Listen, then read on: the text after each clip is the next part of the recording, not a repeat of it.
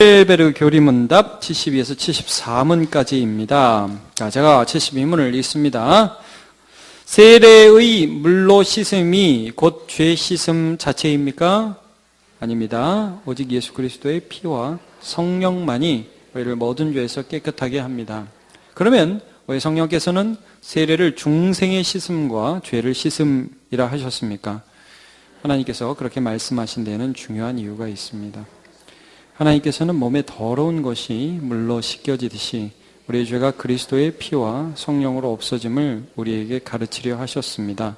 더 나아가서 우리의 죄가 영적으로 씻겨지는 것이 우리의 몸이 물로 씻겨지는 것처럼 매우 실제적임을 이러한 신적 약속과 표로서 우리에게 확신시키시려 하셨습니다. 유아들도 세례를 받아야 합니까? 그렇습니다.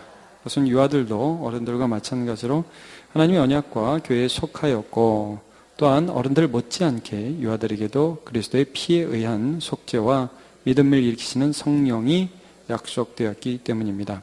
그러므로 유아들도 언약의 표인 세례를 통하여 그리스도의 교회에 연합되고 불신자의 자녀와 구별되어야 합니다. 이런 일이 구약에서 할례를 통하여 이루어졌으나 신약에서는 그 대신에 세례가 제정되었습니다. 예, 아멘. 자, 오늘 자녀를 주께 드리라, 이런 제목을 함께 말씀을 나누도록 하겠습니다. 자, 오늘 자녀를 주님께 드리라, 이런 제목으로 잠깐 말씀을 나누도록 하겠습니다.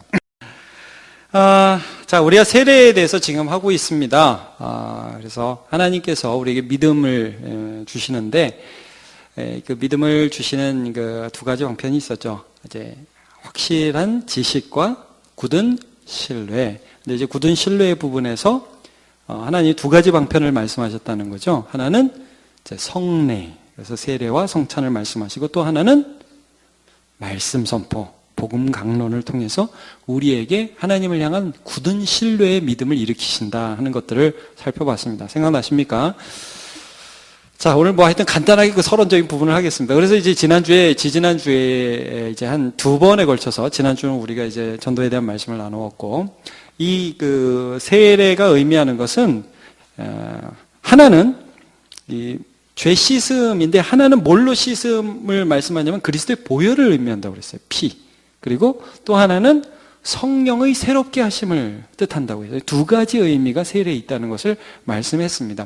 근데 오늘 이제 이 하이델베르그 교리문답에 나온 질문들은 어떤 배경에서 나온 거냐면, 그럼 세례 받으면 구원 받냐? 라는 질문에서 나온 거예요. 세례 받으면 구원 받냐? 자, 여러분, 세례 받으면 구원 받습니까? 세례가 우리의 죄를 씻습니까? 아니죠. 세례는 좀 전에도 말씀했지만 무엇과 무엇에 대한 표예요? 예, 그리스도의 피, 또 하나는 성령의 새롭게 하심. 이 두 가지를 의미한다는 거죠. 그래서 1번의 그 72문에 죄 씻음이 자체입니까? 그러니까 아닙니다. 오직 무엇과 무엇이요? 같이 읽어볼까요? 오직 시작. 오직 예수 그리스도의 피와 성령만이 우리를 모든 죄에서 깨끗하게 합니다.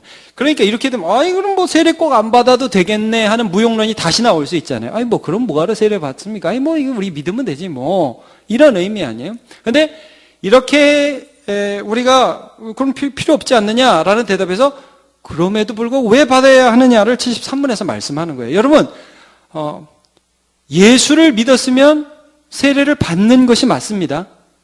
예. 여러분, 사랑하면 결혼하고 싶어요? 아니면 사랑하면 그냥 사랑만 하고 싶어요? 공식적으로 밝히고 싶고 그것들을 드러내고 싶지요. 이 의미를 분명하게 나타내고 싶다는 거예요. 자, 그러면 왜 성령께서는 세례를 중생의 씻음과 죄를 씻음이라 하셨습니까? 이유가 있다는 거예요. 자, 우리 73문 다시 한번 읽어볼까요? 시작. 하나님께서 그렇게 말씀하신 데는 중요한 이유가 있습니다. 하나님께서는 몸에 더러운 것이 물로 씻겨지듯이 우리의 죄가 그리스도의 피와 성령으로 없어짐을 우리에게 가르치려 하셨습니다. 더 나아가 우리의 죄가 영적으로 씻겨지는 것이 우리의 몸이 물로 씻겨지는 것처럼 매우 실제적임을 이러한 신적인 약속과 표로서 우리에게 확신시키려 하셨습니다. 자, 이 확신이란 말의 밑줄을 한번 그시고요. 이런 약속과 표로서 무엇을 확신시키려 하시냐 하면, 여전히 죄를 짓는 우리, 여전히 우리 연약한 우리가 이 세상을 살면서 흔들린다는 거예요. 좀 잘 살 때는 내가 괜찮은 것 같고 아닐 때는 주님이 나 같은 사람 용서해 주신 건 맞나? 라고 흔들릴 수 있어요. 이럴 때 우리가 표를 가지고 확증을 가지고 살아가는 거예요. 예를 들면 이런 거예요. 여러분, 어떤 사람이 평생 감옥에서 복역하다가 왕의 은혜와 왕의 호의에 따라서 감옥에서 나와서 석방이 됐어요. 석방하면서 표를 하나 줬단 말이에요. 너는 이제 석방되었다. 이제 이 표가 너의 석방 증명서다. 자, 그럼 여러분, 표가 석방시켜준 거예요? 왕이 석방시켜준 거예요? 왕이 석방시켜준 거예요. 근데 이 표는 어떤 의미냐면, 너가 이제 감옥에 갈 사람이 아니고, 너는 죄인이 아니고, 너는 이제 자유인이라는 표를 가지고 있는 거잖아요. 세례가 이것과 비슷한 거예요. 이건 굉장히 중요한 거예요. 이제 나는 하나님께서 예수의 피로 나를 죄 사해 주셨고, 예? 그리고 성령께서 날마다 죄를 씻어 주시는 게 마치 물로 나를 부어서 찐득찐득하고 막 더러운 땀 냄새 나는, 그리고 막 이렇게 먼지 묻은 이 몸이 씻겨져 나가는 것처럼 예수의 피가 성령의 새롭게 하심이 그렇게 물 붓듯이 나에게 오늘도 새롭게 일어나고 있다 하는 것을 알고 지내라는 거예요. 여러분, 정체성이라는 말 들어보셨죠? 정체성. 넌 누구냐? 난 누구냐 이거예요. 여러분, 우리가 누굽니까? 예수 안에서 죄 씻음을 받은 자래. 이게 정체성이에요. 이 정체성을 가지고 장난치는 게 구원파 아닙니까? 그렇죠? 너 죄인이냐? 너 의인이냐? 죄인이다 그러면 너 구원 못 받다. 여러분, 우리는 본질적으로는 죄인이지만 날마다 하나님께서 예수 피로 우리를 씻겨주셔서 의인된 줄로 믿습니다. 이게 우리 정체성이라는 거예요. 자, 여러분, 김익두 목사님 얘기 한 번 제가 한 것 같습니다. 깡패였던 사람이 예수 믿게 되었습니다. 그리고 이제 이전에 모든 삶을 청산하고 가는데 옛 애인 미양이를 만났다고 그랬죠? 생각나십니까? 옛 애인 미양이 만나가지고 익두씨, 익두 오빠 잘 지내셨어요? 요즘 왜 이렇게 두문분출하세요? 그러니까 이 김익두 씨가 예수 믿고서 모르는 척하고 지나가니까 끝까지 쫓아가서 익두 오빠 왜 그러시냐고, 우리 아는 사이고 우리 옛 애인인데 왜 이러시냐고. 그러니까 김익두 씨가 뭐라고 그랬어요? 너는 너지만 나는 내가 아니다 그랬단 말이에요. 여러분, 우리가 이 세례를 통해서 어떠한 마음가짐을 가지고 이 세상을 살아가야 하느냐를 말씀해 주는 거예요. 여러분, 세상은 우리 정체성을 흔들어 놓습니다. 너가 뭐냐는 거예요. 너까지 게 뭐냐는 거예요. 너 괜히 한번 교회 갔다고 좀 이상한 것 같은데 너 아무것도 아니야. 그럼 또 이렇게 들으면서요, 여러분 가끔 닭이 그래서 그래? 모든 게 맞는 것 같아. 그럼 막 그런 말 들으면요, 맞아, 네 말이 맞아. 내가 괜히 예수 믿는다고 그랬어. 나 원래 아무것도 아닌데, 난 죄인이고 그냥 죄나 짓는 사람인데 괜히 예수 믿는다고 그랬어. 나는 아무것도 아니. 이게 아니라는 겁니다. 여러분, 예수 안에서 이 속으로부터 씻음 받은 자입니다. 이게 우리 정체성이래. 이게 나 자신이라는 것을 항상 기억하고 살아야 할 존재라는 것을 이 세례를 통해서 기억하시기 바랍니다. 그래서 너 누구냐? 그러면 나 예수 믿는 사람이요. 예수가 나를 깨끗게 하셨어. 성령께서 오늘도 나를 새롭게 하시오. 나는 부족하지만 예수 안에서 나는 완전히 새로운 사람 되었어. 그런즉 누구든지 그리스도 안에 있으면 새로운 피조물이라. 이전 것은 지나갔으니 보라, 새 것이 되었도다. 저와 여러분은 새 것입니다. 따라하시죠. 나는 예수 안에서 새로운 피조물입니다. 옆에 보시면서 그러세요. 당신도 마찬가지야. 예. 자, 이러한 정체성을 분명히 하라고 예수님이 이런 말씀하셨습니다. 계시록 3장 15절 16절. 제가 한번 읽어보겠습니다. 내가 내 행위를 아노니 내가 차지도 아니하고 뜨겁지도 아니하도다. 내가 차든지 뜨겁든지 하기를 원하노라. 내가 이같이 미지근하여 뜨겁지도 아니하고 차지도 아니하니 내 입에서 너를 토하여 버리리라 말씀하고 있습니다. 여러분, 우리가 누구인지 내 스스로가 정확하고 내 주변의 가족들이나 또는 내 주변의 직장 사람들에게 정확하게 그것들을 보여줄 수 있는, 막 일부러 막 이렇게 과시하려는 게 아니라 드러낼 수 있는, 이게 감출 수 없는 그런 정체성을 가지고 살아가시길 축복합니다. 누가복음 9장 26절은 같이 읽어보겠습니다. 시작. 누구든지 나와 내 말을 부끄러워하면 인자도 자기와 아버지와 거룩한 천사들의 영광으로 올 때에 그 사람을 부끄러워하리라. 예수 부끄러워하지 말자는 거예요. 네, 예수님의 사람이라는 자기 정체성을 잊지 말자는 말씀입니다. 자, 그러면 이 세례에 대한 그 첫 번째 의문은 세례 꼭 받아야 되냐?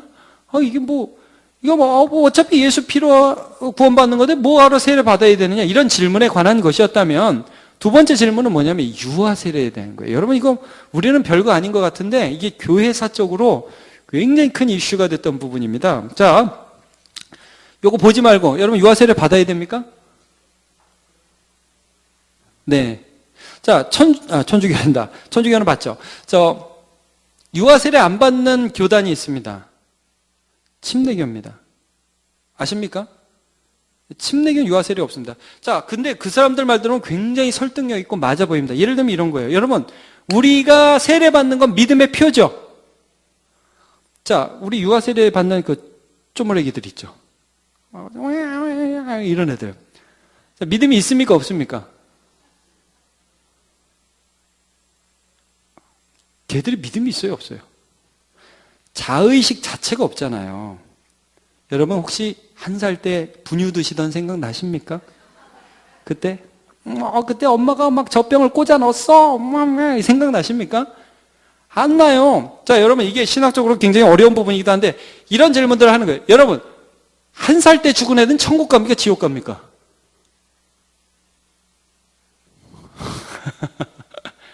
자, 그건 하나님의 뜻입니다. 하나님의 전적인 주권에 달려있는 것입니다.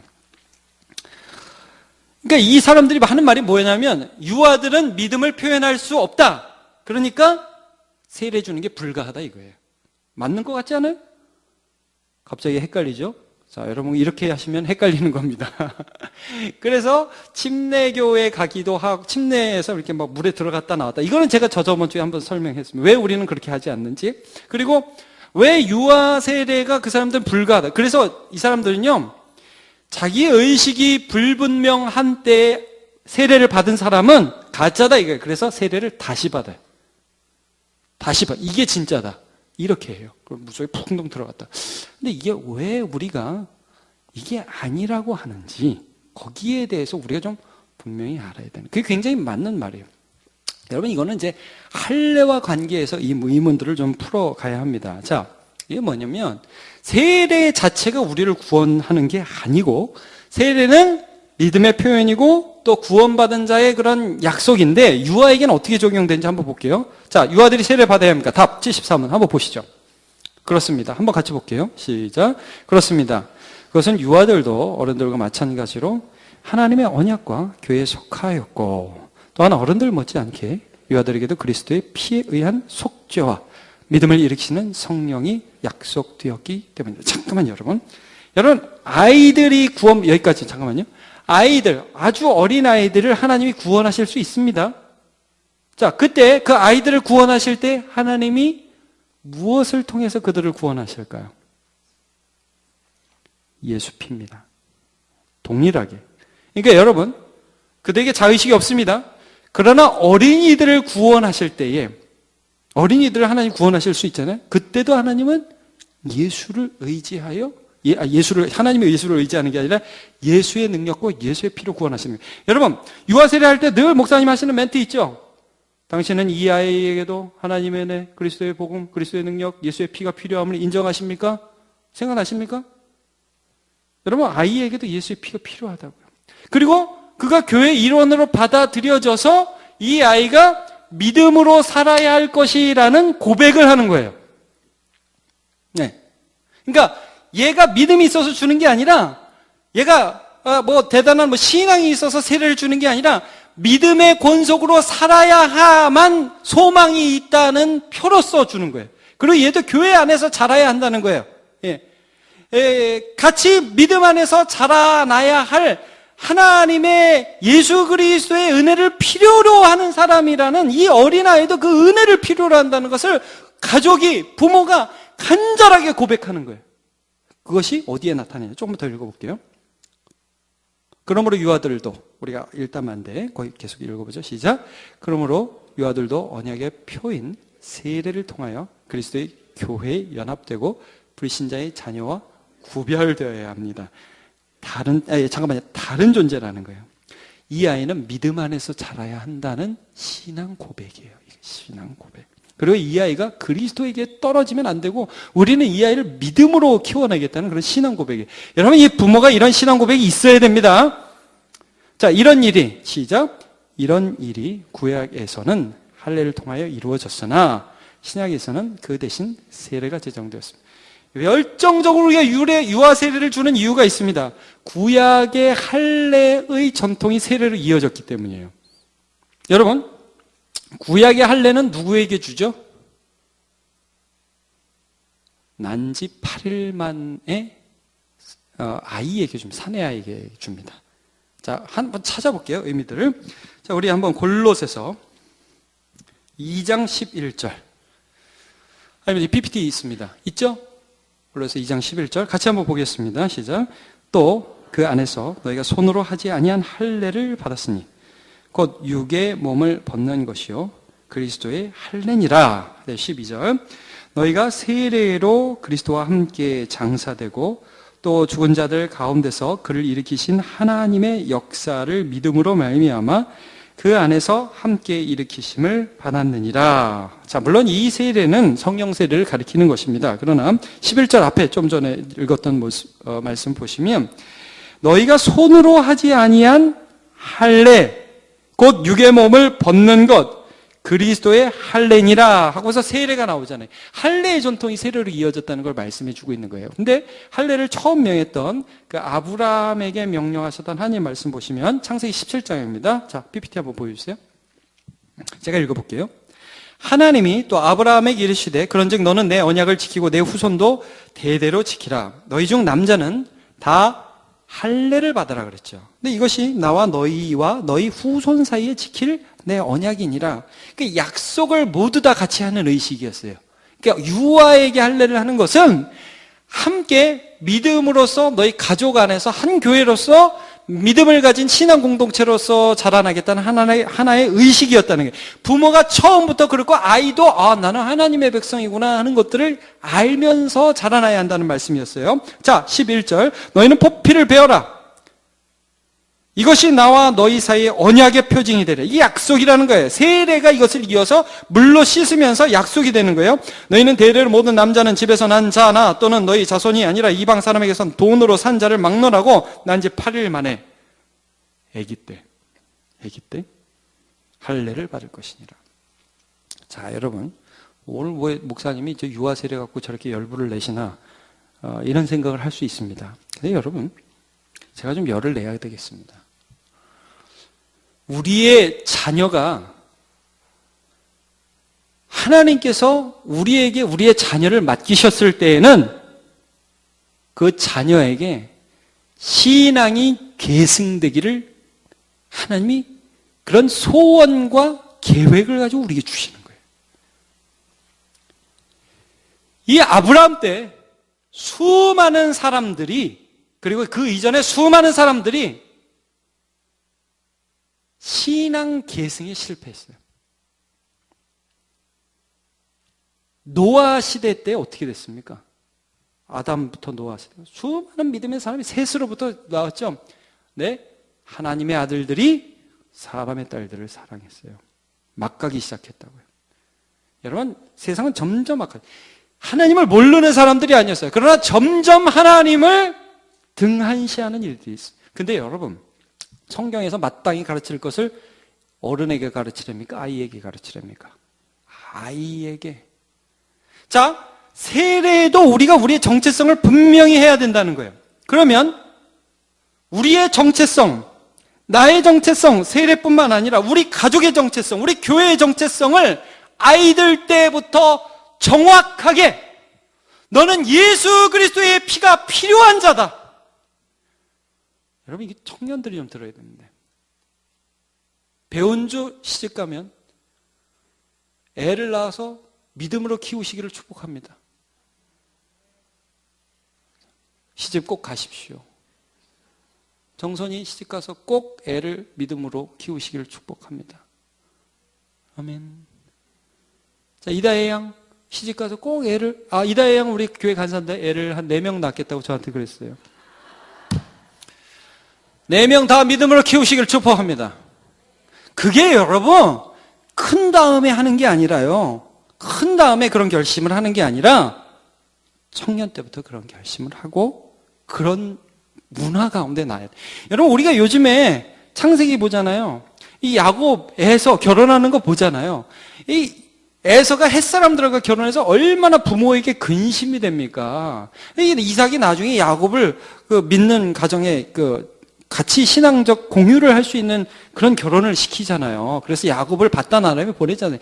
여러분 요즘에요 이게 너무 쉽게 생각한다니까요. 우리의 자녀들이요 가만히 있으면 세상 사람 됩니다. 이게 아멘 할 게 아니에요. 지금 굉장히 심각한 문제를. 우리의 자녀들이 가만히 있으면 세상 사람 된다고요. 날 잡아먹으셔 하고 막 달려들어요 요즘에. 하나님의 언약의 피의 능력들과 역사들을 우리가 소망하고 하나님 우리의 자녀들을 정말 이 신앙의 정체성 가운데 지켜주옵소서. 이게 아니면 우리 좀 소망이 없습니다. 여러분 요즘 막 강남의 어떤 교회는 그런다며요. 제가 막 들으면서 제가 목회자 세계에서 들으면서 참 강남교회 말에 고3이 고등학교 들어가면 애들이요 교회에 나와준다는 거예요. 고3들은 내가 이 올해 수능을 봐야 되는데 예배를 드리냐 이러면서 교회를. 그리고 또 그 애들의 엄마 아빠들이 대부분 교회 직분자라는 게 또 교회 장로님 권사님 그리고 안수 집사님 애들이 고3이 되면 야 고3 때는 너무 교회를 많이 하는 게 아니다. 예수님도 이해해 주신다. 글쎄 제가 그거 별로 공감이 안 가요. 전 그래서 우리 고3들이 더 열심히 주님을 섬기기를 축복합니다. 왜 찬미 우리 반주하잖아요. 고3. 제 고3이에요. 제 아줌마 아니라 고3입니다. 하잖아요. 예. 주님을 더 인정할 수 있는 기회예요. 그렇게 해야 돼요. 우리가 이 시대를 살아가면서 어떤 정체성, 내가 어떤 정체성을 가지고 살아갈 것이냐, 그리고 우리의 자녀들이 어떤 정체성을 가지고 살아갈 거냐. 이미 그래서 많이 세상 쪽에 지금 무게를 둔 자녀를 둔 부모님들은 눈물 뿌리면서 기도해야 됩니다.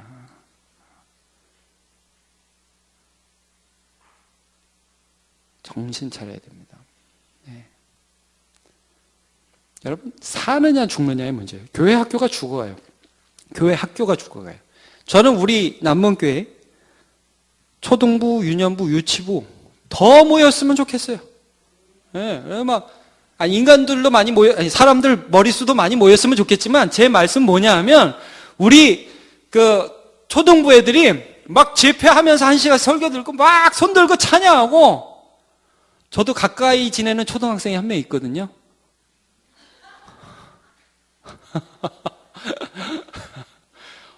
그분은 요즘에 더 얘기하면 안 됩니다. 제가 이게 나중에 수습이 안 됩니다. 하여튼 여러분 우리가 정말 이 신앙이 우리의 삶의 해답이라는 것을 내 정체성뿐 아니라 가족의 정체성으로 가져야 된다는 거예요. 오늘 우리가 말라기서 말씀을 읽었잖아요. 말라기서 2장 말씀 한번 같이 보세요. 그에게는 영이 충만하지 않은, 그러니까 하나님께는 영이 많다. 하나님이 주실 수 있는 사람이 얼마나 많다. 그러나 하나를 이게 무슨 말이냐면 한 남자에게 한 여자를 붙이셨다는 거예요. 예? 어찌하여 하나만 만드셨느냐? 무슨 이유 때문에? 경건한 자손을 얻기 위함이다. 경건한. 여러분 하나님이 우리 가정에 얼마나 경건한 자손을 얻기 원하시는지 아십니까? 그러니까 우리의 소원은 우리의 자녀들이 자꾸 기도가 생각이 나네. 명문대를 가야 해. 명문대도 가시기를 축복합니다. 그런데 명문대도 가시고요. 갈 수 있으면 그러니까 갈 수 있으면 가시란 말이에요. 갈 수 있으면 가라고. 근데 여러분 혹시 명문대를 안 가면 명문대를 가서 만들어버려. 네가 가서 명문대를 만들어버려. 강령아 알겠지? 웃어봐 좀. 대답 좀 하고. 알겠지? 강령 네가 명문대를 만들어버려. 아멘. 똑바로 해봐. 아멘. 그리고 믿음으로 살아야 돼. 믿음으로. 우리 성도들한테 늘 우리가 수능을 위해서 수능 보는 수험생을 위해서 뭘 기도해야 돼요? 믿음으로 그 길을 가야지. 예. 믿음으로 그 길을 가야지. 그래서 다음에 수능이 아니라 취업을 할 때도 또 믿음으로 가야지. 결혼을 할 때도 믿음으로 결혼을 해야죠. 그게 인생의 여정이 되어 가다 보면 하나님 안에서 넉넉히 이기는 인생이 되는 것입니다. 정체성. 개인의 정체성뿐만 아니라 가족의 정체성. 이것들을 하나님 앞에 기다리며 소망하며 포기하지 마시고 믿음으로 살아가서 하나님께서 이루시는 그런 일들을 꼭 보는 저와 여러분 되시기를 축복합니다. 자, 우리 찬양합시다. 우리 두 손 들고 찬양합니다. 이 찬양하겠습니다.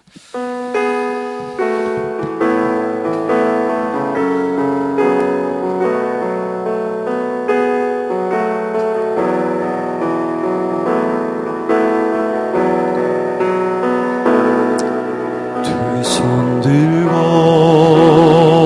찬양합니다. 다시 오실 왕 여호와께 오직 주만이 나를 다스리네.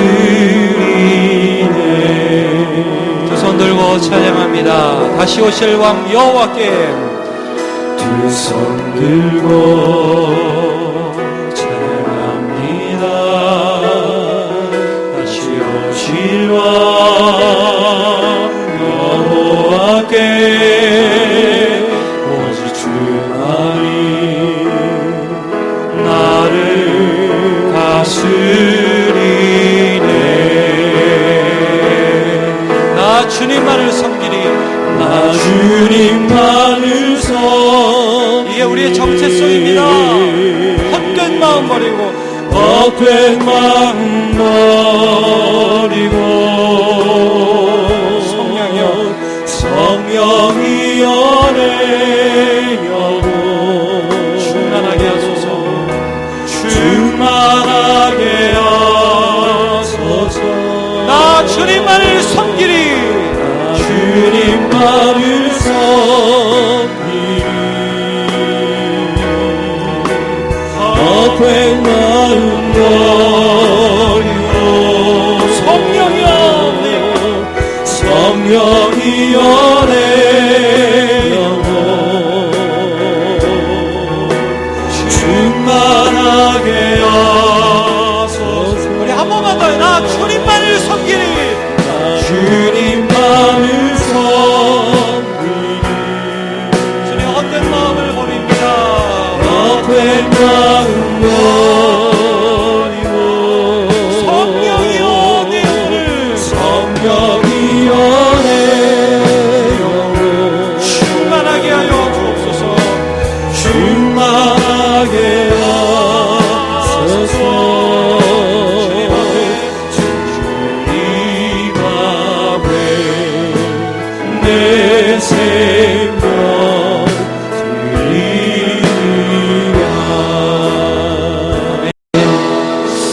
우리 엄마 같이 찬양해요. 나 주님 나를 섬기리. 헛된 마음 버리고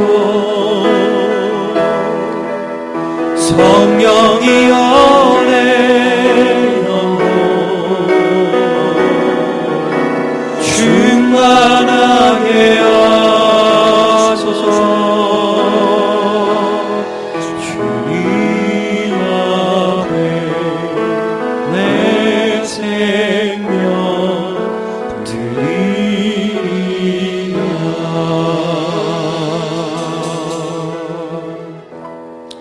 하나님, 비록 세상이 우리의 정체성을 흔들어 놓으려 하고 내가 누구인지를 잊어버리게 하려 하고 거짓말로 우리의 생각들을 흔들어 놓으려 하지만 세례받은 우리, 물세례를 받았고 성령 세례를 받아서 우리의 마음 깊숙이에 예수 피가 있고 성령의 새롭게 하는 씻으심이 있다는 것을 기억하게 하여 주옵소서.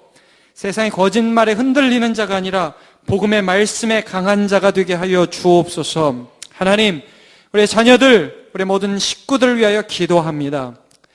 참 어떤 면에서는 우리 가운데 마음 아픔으로 복음에서 많이 떠나 있는 자녀들 때문에 눈물 뿌려 기도하는 귀한 주님의 권속들이 있는데, 이 시간에 간절히 축복하며 기도하기를 원하는 것은 포기하지 아니하고 영혼을 위하여 기도하고 영혼을 돌아오게 하시는 하나님을 가정마다 경험하게 하여 주옵소서.